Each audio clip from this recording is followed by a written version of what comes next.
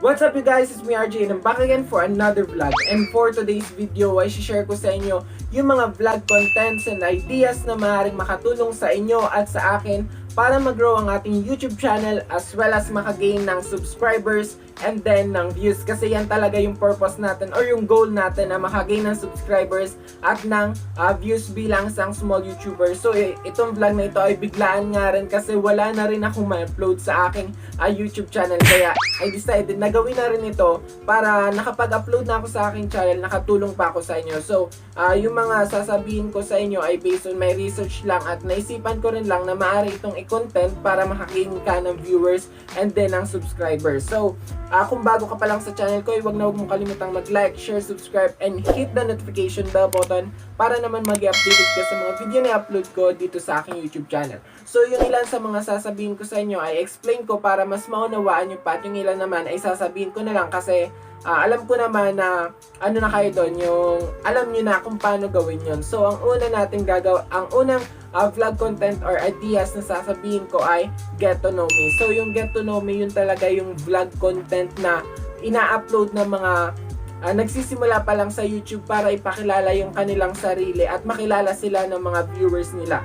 And then the next one is tutorials. So yung tutorials talaga ay malaking tulong para makagain ka kasi by the way, once na nag-start ka sa YouTube, dapat yung mga contents or vlog na i-upload mo doon ay entertaining and then yung may makukuhang aral yung mga viewers mo kasi yun naman talaga o yung dahilan kung bakit nanonood yung mga viewers natin sa YouTube na para may matutunan sila as well as ma-entertain sila at mapasaya nila yung kanilang sarili. And then, how I edit my thumbnail. So ayan, marami pa rin ang hindi marunong gumawa ng thumbnail at maglagay ng thumbnail kaya yun ay isang best way para makagain tayo ng subscribers and then viewers. Filming and vlogging setup. How I edit my videos and photos. Skincare routine. A day in my life. Get ready with me. How to start a YouTube channel. Paano nga ba kumita sa YouTube? Paano nga ba mabilis ma-monetize ang iyong YouTube channel? Everyday makeup routine. Skincare routine. TikTok compilation or yung mga TikTok videos mo ay compile mo para may upload mo sa iyong YouTube channel. Product reviews. Mukbang. Reaction videos or nagre-react ka sa mga videos na trending. Dance and song covers. Kung magaling kang sumayaw or kumanta, ay cover mo na yan para may upload ka sa YouTube channel. Kasi yan din yung isa sa mga pinapanood or hinahanap ng mga viewers natin sa YouTube. Trending pranks. Challenges.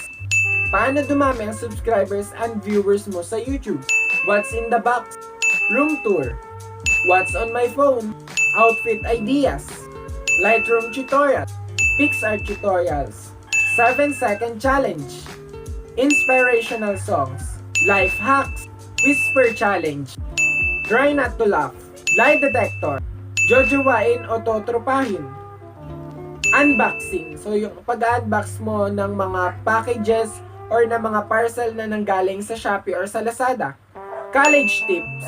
So ito ay makakatulong para sa mga freshman college or sa mag-first year college pa lang para malaman nila kung ano nga ba yung mga course at mga dapat nilang gawin para maging ready sa college life. Senior high school tips. So para naman sa mga freshmen na grade 10 na mag-grade 11, kung ano rin yung mga strands na kanilang kukunin para maging madali para sa kanila ang pag-aaral.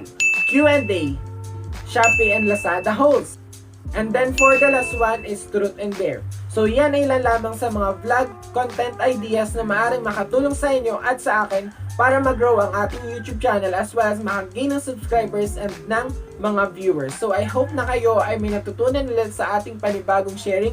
At kung ikaw naman ay naghahanap ng mga tutorials or any photo transition ay bumisita ka lang sa aking channel dahil marami akong video na nakahanda para sa iyo. At kung gusto mo namang magpasama sa aking vlog ay mag-comment ka lang para ma-shoutout kita sa aking next video. So thank you for watching. Bye bye!